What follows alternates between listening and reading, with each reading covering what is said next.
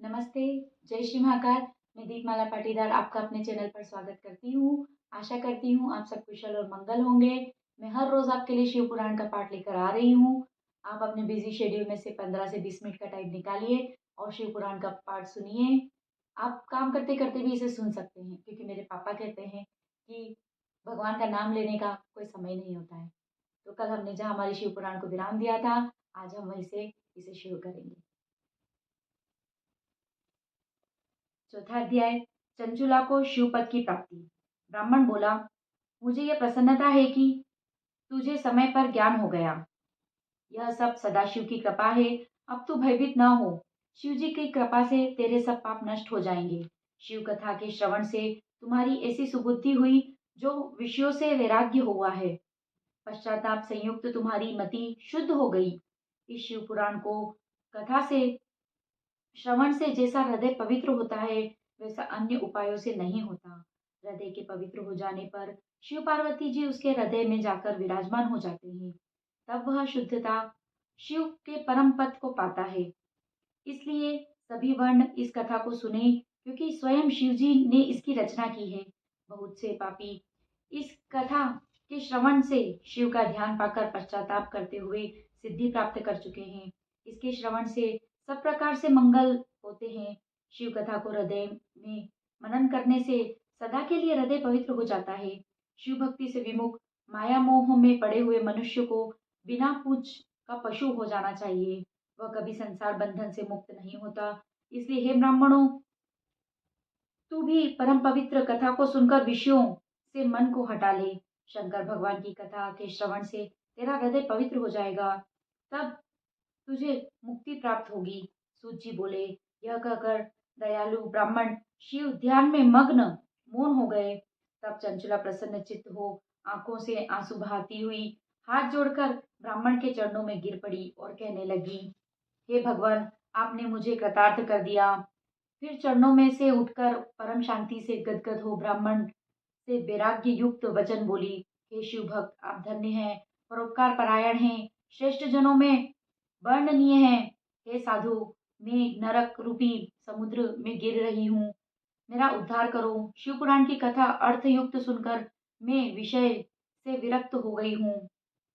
अब मुझे इस पुराण के सुनने की बड़ी इच्छा है। सूत बोले, शिव पुराण सुनने की इच्छा से वह ब्राह्मणी वहीं द्विजवर की सेवा में रहने लगी।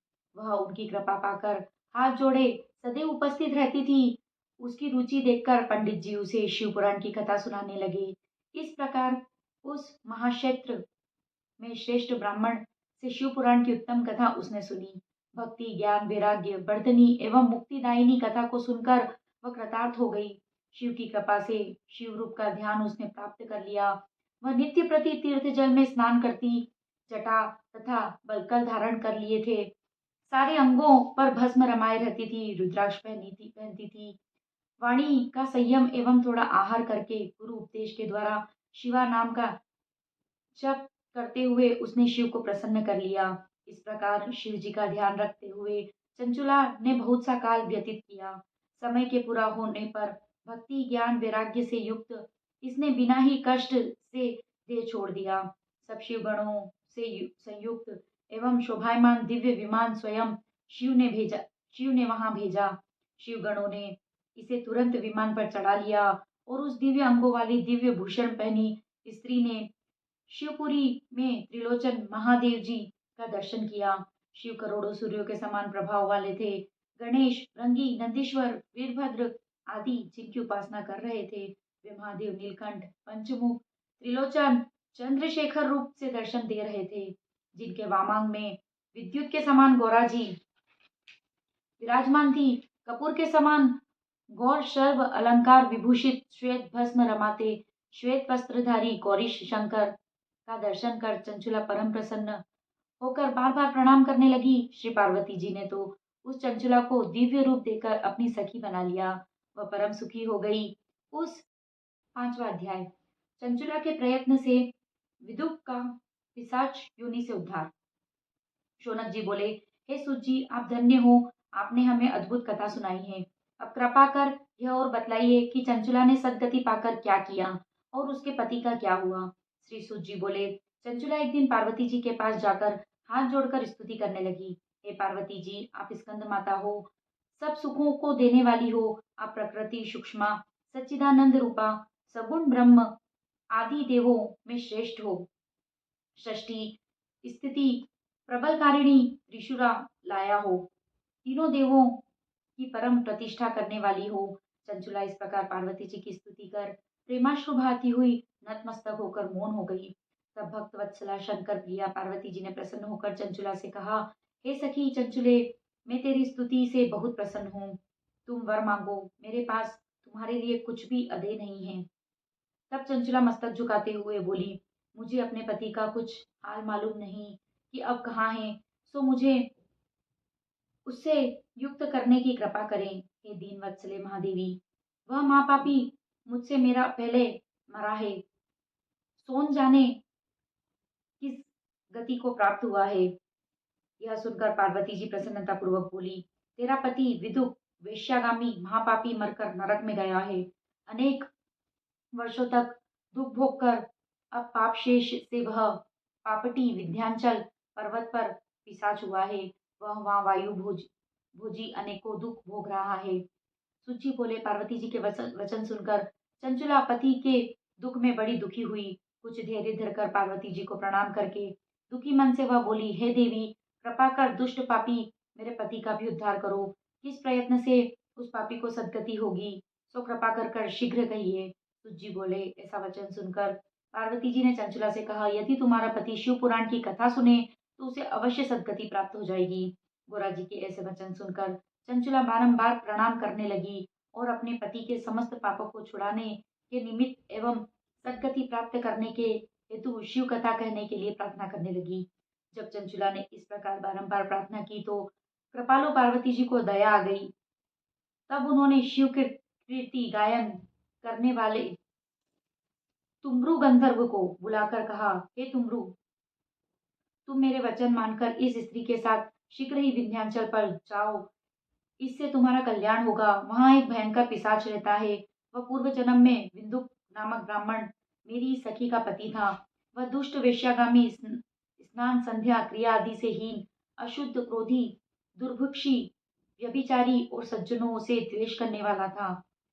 उसने वेश्या संग में पड़कर सत्कर्मों का नाश कर दिया और धन के लोभ से अपनी पत्नी को भी वेश्या बनाकर जीवन पर्यंत दुराचार करता रहा। अंत में जब मरा तो यमपुर में उसे घोर नरक में डाल गया। उस पापी ने वहां बहुत सी यम यातनाएं भोगी और अब वह विंध्याचल पर्वत पर पिशाच होकर अपने पापों का फल भोग रहा है। इसलिए तुम वहां जाकर यत्न पूर्वक शिव पुराण की पाप विनाशिनी दिव्य कथा उसे आगे कहो, क्योंकि शिव पुराण की कथा के प्रभाव से वह शुद्ध होकर प्रेत भाव को त्याग देगा। सुची बोले, जब पार्वती जी ने इस प्रकार कहा तब चंचुला तुमरु के साथ विमान पर चढ़कर विंध्याचल पर्वत पर पहुंची। वहां उसने बड़े विशाल शरीर और महा हनु वाले हंसते अथवा रोते हुए विकट आकार वाले एक पिशाच को देखा। उस भयंकर पिशाच को महाबली तुमरु नाम गंधर्व ने बलपूर्वक पकड़कर पाशों से बांध दिया। तब उसे शिव पुराण सुनाने के लिए महान उत्सव मनाया। उस उत्सव से यह प्रसिद्ध हो गया कि गौरी की आज्ञा से पिशाच को तारने के लिए तुमरु गंधर्व विंध्याचल पर शिव पुराण की कथा करेंगे। सब लोगों में महान कोलाहल हो गया। कथा सुनने के लिए देव ऋषिगण वहां शीघ्र पहुंच गए। शिव पुराण सुनने के लिए वहां बड़ा भारी समाज एकत्रित हो गया। सभी को कथा पर बड़ी रुचि थी। पाशों से बंधे हुए पिशाच को वह बिठा दिया। तब तुमरू हाथ में वीणा लेकर शिव कथा कीर्तन करने लगा। पहली संहिता से लेकर 7वीं संहिता तक माध्यम सहित उसने शिव पुराण की कथा सुनाई तो समस्त श्रोतागण उस 7 संहिता वाले संपूर्ण शिव पुराण को सुनकर सब पापों से मुक्त हो गए और उस ब्राह्मण ने पिशाच शरीर त्याग कर दिव्य रूप प्राप्त किया। तब उसकी पत्नी को देखकर समस्त देव ऋषि विस्मित एवं आनंदित हुए और प्रसन्न होकर शिव यश गान करते हुए अपने अपने लोक को चले गए। तत्पश्चात बिंदु भी अपनी पत्नी सहित विमान पर बैठकर तुमरू के साथ शिव गुणगान करता हुआ शिवलोक को गया। तब भगवान शंकर ने पार्वती जी सहित उसका बड़ा आदर किया और उसे अपना गण बना लिया। जो कोई इस पवित्र कथा को श्रद्धा भक्ति पूर्वक सुनता है एवं कीर्तन करता है, वह इस लोक में सुखों को भोग कर अंत में मुक्ति को प्राप्त होता है। आज की शिव कथा को हम यहीं विराम देंगे और अब करेंगे शिव जी की आरती।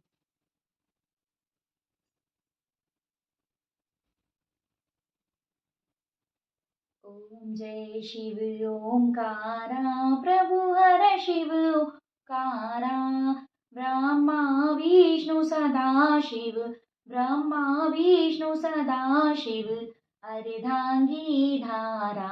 ओम जय शिव ओंकारा, एकानन चतुरानन, पंचानन राजे, शिव पंचानन राजे, हंसानन गरुडासन, हंसानन गरुडासन, विश्वाहन साजे। ओम जय शिव ओंकारा, दो भुज चार चतुर भुज, दश भुज से सोहे, शिव दश भुज से सोहे, तीनों रूप निरखता, शिव जी का रूप निरखता, त्रिभुवन मन मोहे।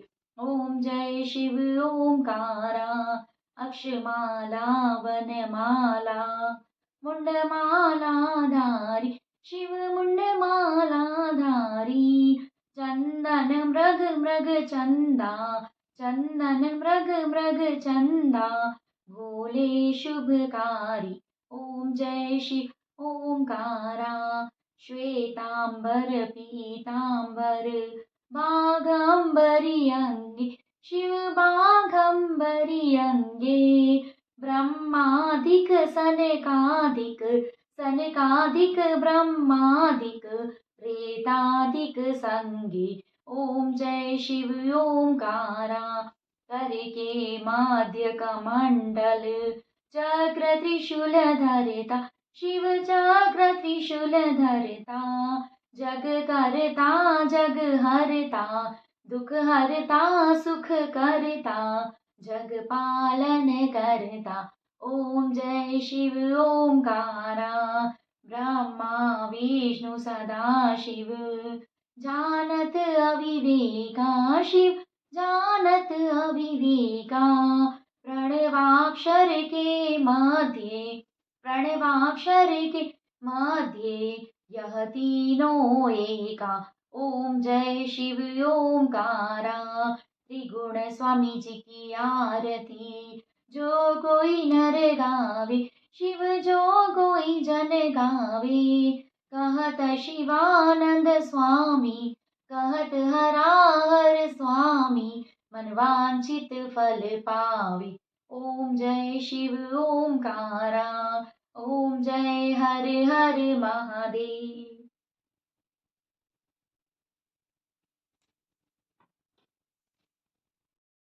अगर आपको मेरा वीडियो पसंद आया हो तो इसे लाइक ज़रूर करें, जितना ज़्यादा हो सके शेयर करें, जिससे कि हम इस शिव महापुराण को ज़्यादा से ज़्यादा लोगों तक पहुंचा सकें, और मेरे चैनल को सब्सक्राइब करना ना भूलें। Bye bye, thank you.